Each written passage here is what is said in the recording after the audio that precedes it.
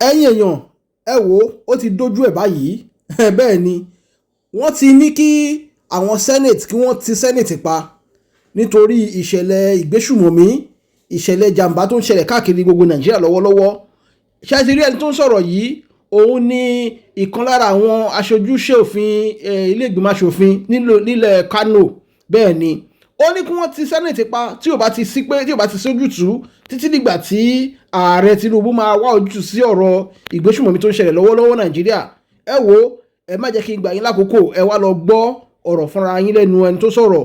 Country is running in blood and tears. You cannot go, the farmers cannot go to farm. Our traders cannot go to market. Worshippers cannot go to mosque, cannot go to churches. Then what are you legislating here? Mr. Speaker, if the government is not prepared to actually do the right thing that will protect the lives and property of our people, I urge on you, I urge on this honorable house, as a house of the people of Nigeria, to stand up to pay the supreme cost. And that is no more than to shut this house down and to call emergency on any legislative issue and wait until the right thing is taken by the government of the day. The responsibility of security, Mr. Speaker, of course.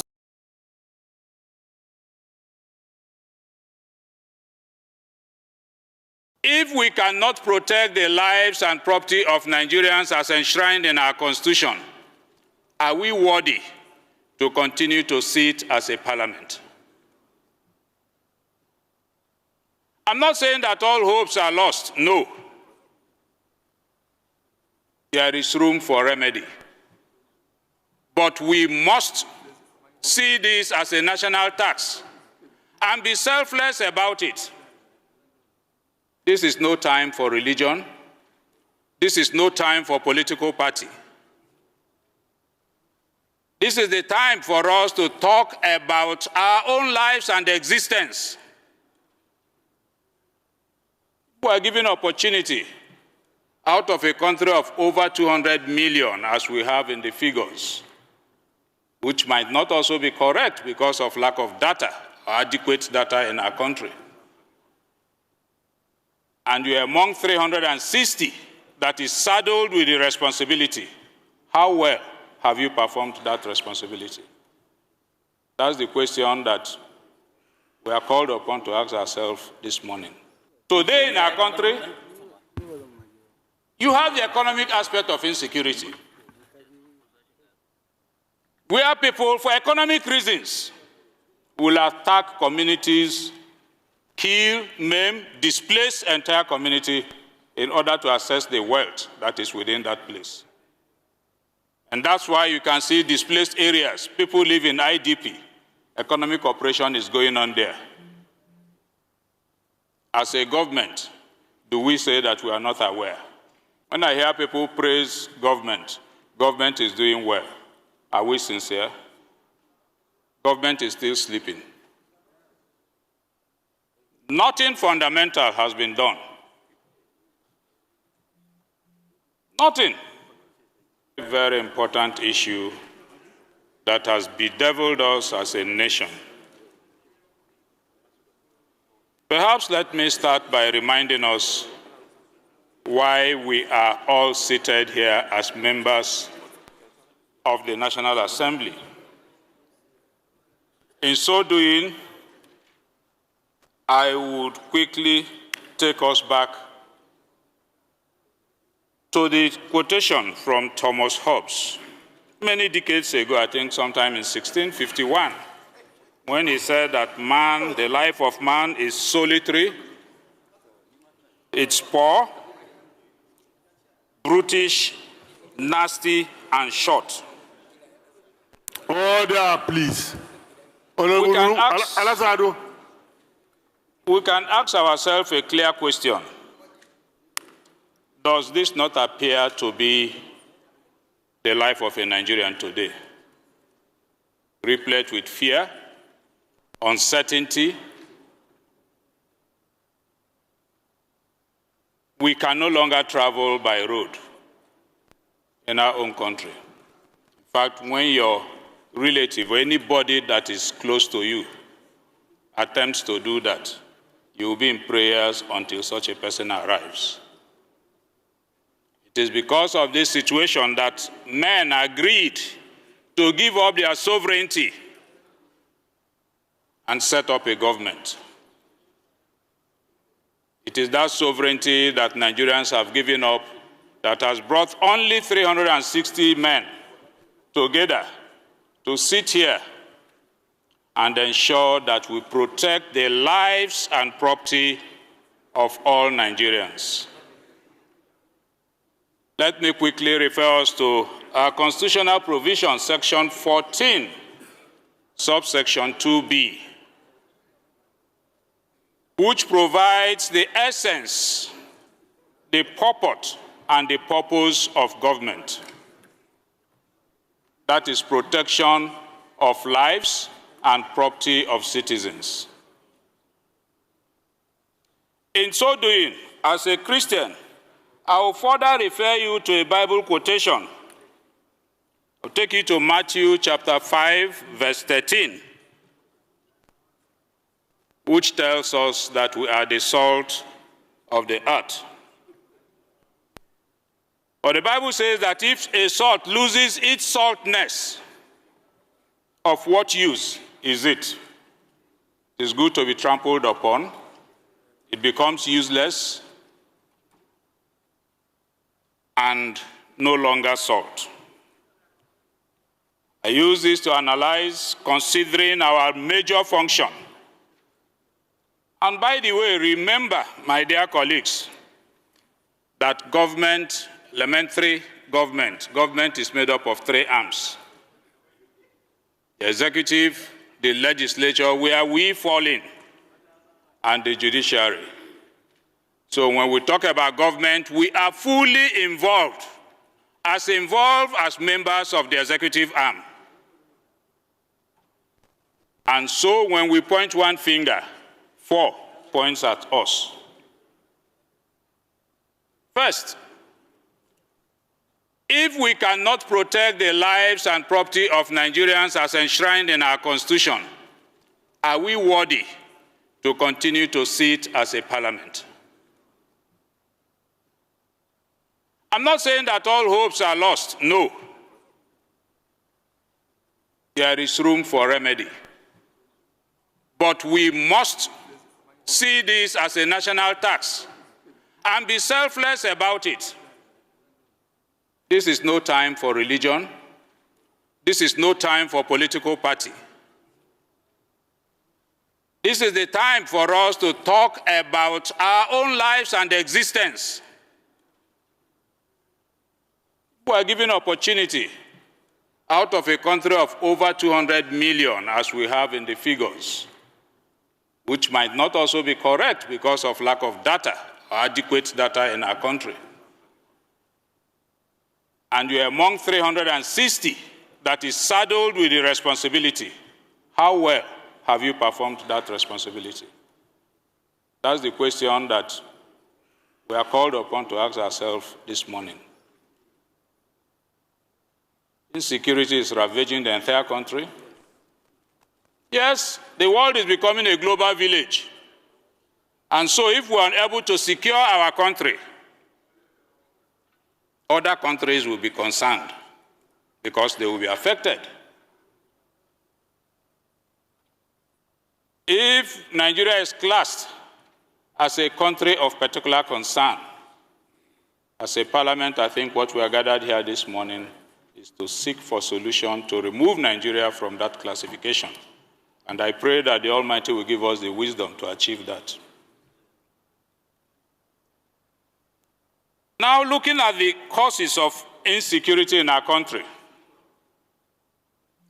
first I will caution us that we must eschew completely the disunity that appears to be breeding, whether there is genocide, religious genocide, or not. We begin to look at it from the angle of Christians and Muslims. To whose advantage? When we are not united, to whose benefit? Is it in our own interest? We cannot fight this battle without unity. we cannot also succeed in this battle if we deny obvious facts. Let me start by asking, are there religious killings in Nigeria? The answer is yes. But is that the major cause of insecurity in our country? The answer is also no. Whilst there are religious killings, it will amount to painting the insecurity issue with a single brush to say that that is the only reason why we have insecurity. Today in our country, you have the economic aspect of insecurity, where people, for economic reasons, will attack communities, kill, maim, displace entire community in order to access the wealth that is within that place. And that's why you can see displaced areas. People live in IDP. Economic operation is going on there. As a government, do we say that we are not aware? And what are we doing? What about the political aspect? Incidentally, we find ourselves in that field. We are all politicians. Because we want to assume political power, we want to do everything to displace the opponent. You make the entire government ungovernable. Bring in people from outside the shores of this country because our borders are porous. We only have boundaries on the map. On ground, Nigeria lacks clear boundaries. They are not protected, they are open. We bring them in to strengthen us politically, and managing them thereafter became a problem. There is the political angle to it, and we must tell ourselves the truth, so that if we are managing the problems, we know how to manage them. And like I have said, you also have the religious angle. There are religious bodies, the ISIS or ISWAP and all that. They are not sent by Nigerians, but they have their target, they have their own vision, perhaps their belief. All you need to do is to not to remove the doctrination that they have already. Because they could believe in that yes, anybody that is not a Muslim must be killed. If that is their belief and they are convinced, we need to do a reorientation to change that belief. My dear colleagues, the tax is Herculean, very heavy, because we cannot pretend that we do not have insecurity problems in this country. And the solution ought to come from us, all of us seated here, not from Nigerians outside here. But we must own up to the truth. How well are we doing? How well are we tackling this problem? When I hear people praise government is doing well. Are we sincere? Government is still sleeping.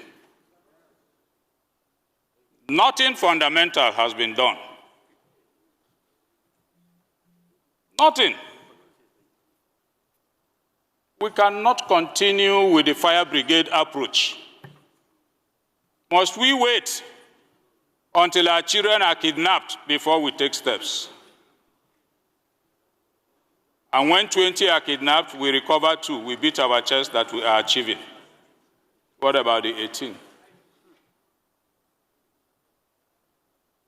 Dear colleagues, we recall, there is no week that this chamber has not discussed the issue of insecurity. Not 1 week without a motion on insecurity. And at the end of the day, all we do is observe 1 minute silence.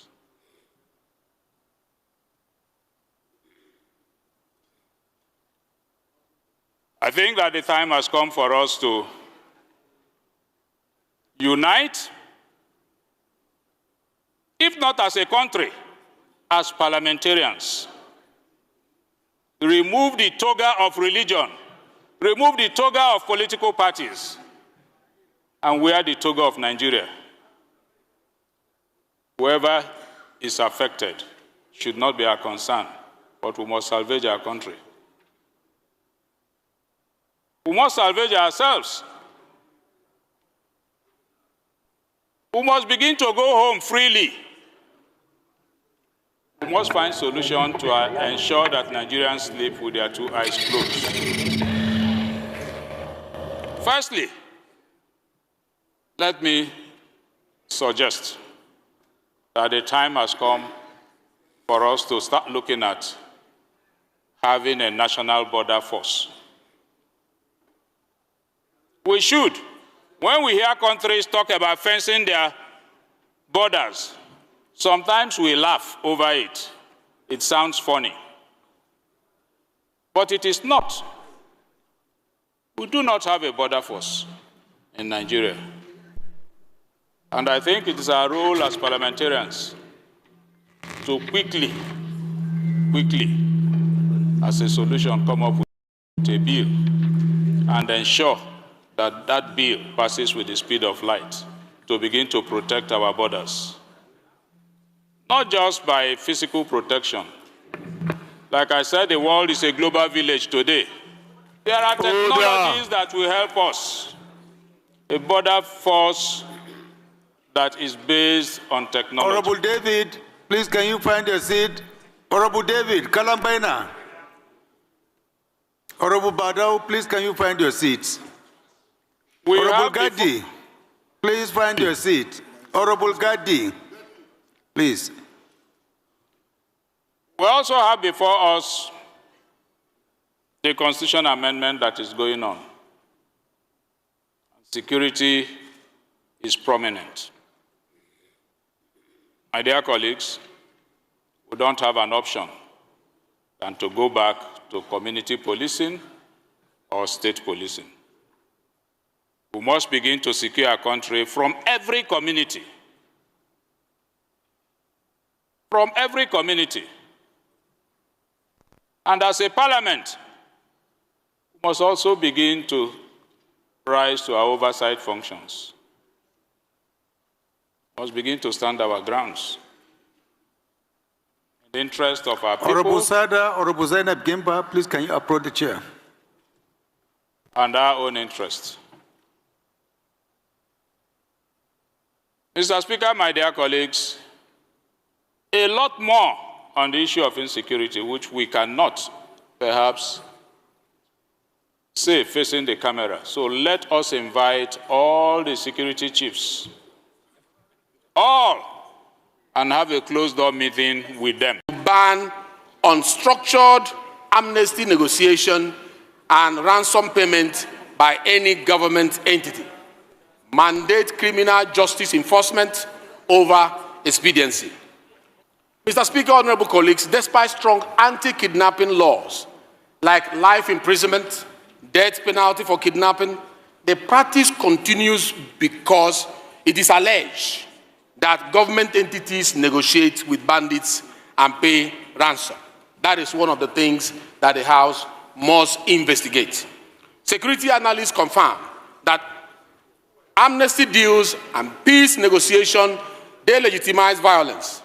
They embolden armed group and undermine rule of law. Documented pattern across Zamfara, Katsina, Sokoto shows stage ceremonies where captives are released and rusty weapons surrendered, followed by rapid restoration or resumption of violence. What then is the legislative solution on that? The legislative solution required there is to... I'm from Abia State. I rise today to lend my voice to this all-important debate. Honorable Igarue, Honorable Inolim, please approach the chair. This all-important debate on the security situation of our country. Let me start by thanking you, Mr. Speaker, for always being innovative, and the leadership of this House for being innovative when issues like this come up, to think about having a section like this where all of us will be heard. granting us this platform. I thank you very much. And I thank the members for agreeing for one day of our section to be dedicated to this, and for coming in your numbers from your various constituencies. It goes to show that the Parliament truly, truly cares. But today, honorable colleagues and Nigerians who are watching, it's not a day of display of eloquence. This is a day of specifically mentioning where our problems are, what we think should be done as Parliament. Because we have always argued that the Parliament remains the solution hub for our nation. And so, as you all know, Nigerian security crisis as it is at the moment demands urgent action. And I've been able to put down one or two things so that I will not forget in my presentation. I also save time for some of you who want to deliberate on this. Mr. Speaker, honorable colleagues, it is my core finding, and I'm sure that of others, that Nigeria possesses strong deterrent laws. We don't have paucity of laws, we have strong laws. But what we suffer is weak institutional implementation, inadequate funding, transparency, and misalignment between policy and execution. So the solution requires structural legislative reform, not merely reactive military responses. Since we are not in the military, we are a legislative arm of government. We must prefer legislative solution to the gaps that we have observed. Mr. Speaker, I will break my speech into these parts. Number one is situational analysis, which I will break into escalating internal threats as well as external sovereign threats. The next one is legislative gap and strategic failures that we have. The third will be priority legislative agenda, what we need to do in the next 6 months as Parliament. And the next will be what are the messaging pillars that I would like to pass as a member of Parliament.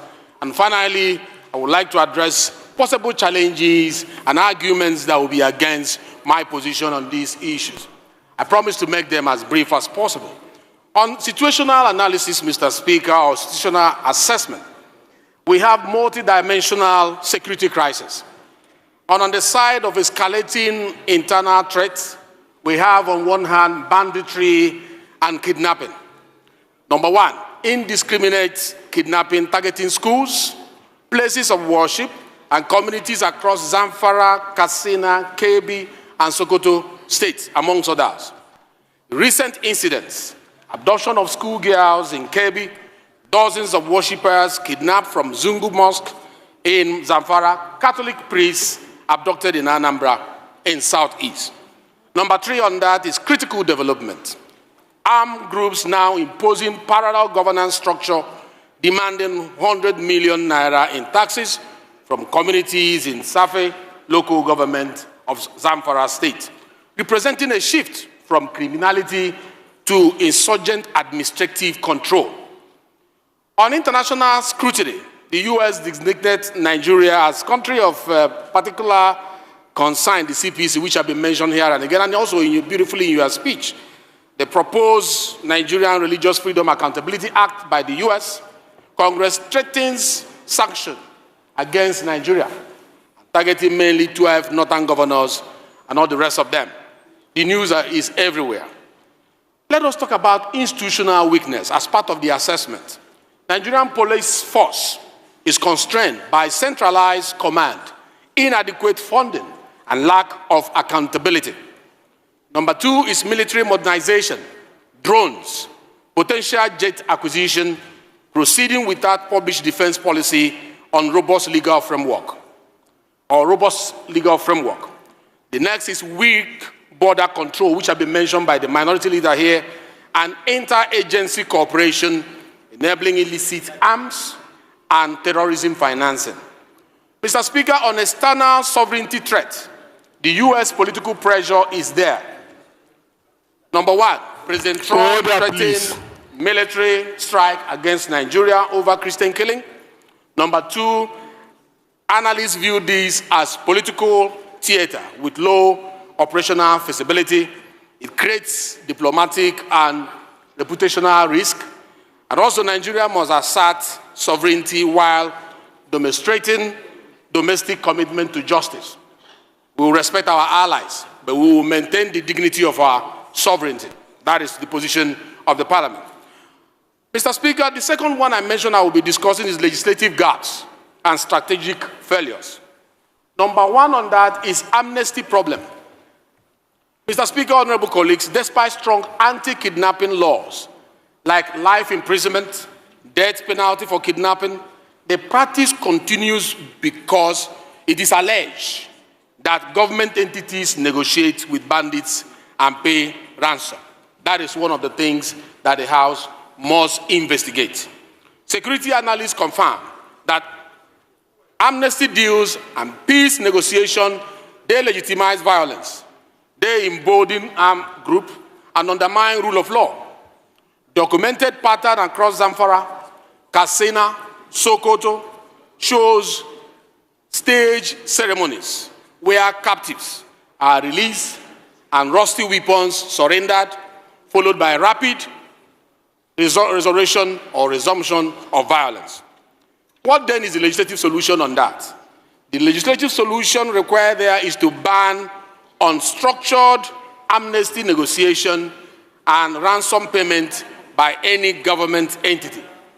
Mandate criminal justice enforcement over expediency. Number two on that list is police funding crisis. Mr. Speaker, the Nigerian police force suffers from the following. Number one, low budgetary allocation with incomplete and late disbursement. Number two is unaccounted state government and private donation creating corruption channels.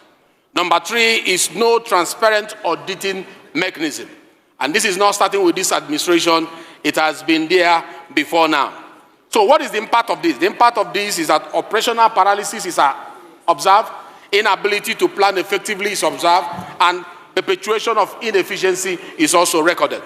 What then is the legislative solution? Because for every problem, there must be a solution.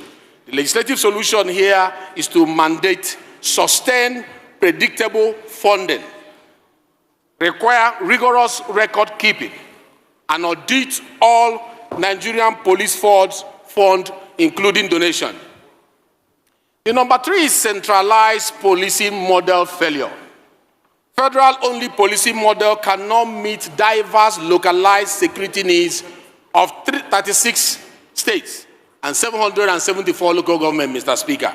Let's tell ourselves the truth. Whether we call it state police, whether we call it community police, whether we call it local government police, the need to decentralize has become very necessary. Some argue for the amendment of Section 214 of the Constitution and the second schedule. Some say leave it as it is. Whatever it is important that we consider that. The next is critical sequencing. State police reform must allow Nigerian police force accountability reform to avoid replicating dysfunctional structure at the state level. The next is drone warfare regulatory lag. Nigeria's military successfully deploys indigenous Amebo Gulma and foreign CH-4 combat drones. They've done that successfully for precision strike. But there is, Mr. Speaker, today, no legal framework governing ethical use, accountability for civilian casualties or operational transparency. There is none, sir. It's one of the legislative gaps that we must look at. And the risk is that potential human rights violations expose Nigeria to international legal scrutiny and undermine tactical gains. What then is the legislative solution that is required? We should enact comprehensive UAS operations and oversight act, known as Drone Act, mandating compliance with international targeting laws, accountability mechanisms, and independent investigation of civilian casualty incidents. That is how we can solve that problem. Let me go to my number 3 because I say it's 5 before I round up. The number 3 is priority legislative agenda. What do we need to do in our phase 1 between now and 6 months? What is the foundation of what we need to do? What is the crisis response that the parliament need to look into? Number 1 is anti-banditry resolution. So legally prohibit ransom negotiation and mandate criminal justice process over amnesty programs. The key provisions are as follows, Mr. Speaker. Number 1, criminal penalties for government officials who negotiate ransom or authorize unstructured amnesty deals. Number 2, Mr. Speaker, is mandate prosecution through criminal justice system for all banditry suspects. Number 3, establish transparent critical criteria for any future disarmament. There is no criteria for disarmament, for demobilization and reintegration program, following proper conflict resolution protocol, not ad hoc political deals. We need to also create parliamentary oversight committee to monitor implementation. Mr. Speaker, we cannot negotiate with those who kidnap our children. Mr. Speaker, those who terrorize our community, we should not negotiate with them. That is the truth. Mr. Speaker, the next is police reform. Number 1, the objective is to ensure transparent, predictable Nigerian police force funding and regulate state-private donation. Move policing to concurrent lease if this House so decide, enabling state and local government to have a say there. And in doing that, we should provide safeguards to be able to guide that. Mr. Speaker, I say so because a police force that cannot plan beyond the next paycheck cannot protect this nation. This new plan guarantees our police the predictable, transparent funding that they need while ensuring every naira is accounted for. State police is not a silver bullet, Mr. Speaker. It is a necessary evolution of our federal system, and we should be looking at that decentralization. These are the core message of my suggestion, Mr. Speaker, the core message pillars. Number 1 is legislative leadership, not reactive politics. For too long, the National Assembly has been viewed as reactive on security matters. Today, we assert our constitutional role as the primary law-making body of this nation. These measures represent proactive, structured reform, not political theater. Sovereignty with accountability. Nigeria will never cede sovereignty to external actors, but sovereignty also demands responsibility. We will protect our citizens, prosecute perpetrators, demonstrate to the world that Nigeria solves Nigerian problem. From militarized response to institutional reform, Mr. Speaker, drones and jets have their place, but no amount of military hardware can substitute for accountable policing, for transparent funding, and for criminal justice system that actually delivers justice. The legislative agenda addresses root causes, not just symptoms. Mr. Speaker, there will be the argument as a roundup. Many will say state police will be abused by governors. Let me respond by saying that is exactly why we are building in safeguards into this law, if we choose to do that. Many will say banning amnesty negotiation is too rigid. My response, Mr. Speaker, is show me one amnesty deal in Zamfara, Katsina, Sokoto, Southeast, wherever in Nigeria that has produced lasting peace. What we have seen are staged ceremonies, rusty weapons surrendered, violence resuming within months. Security experts across the spectrum argue negotiating with bandits legitimizes criminality.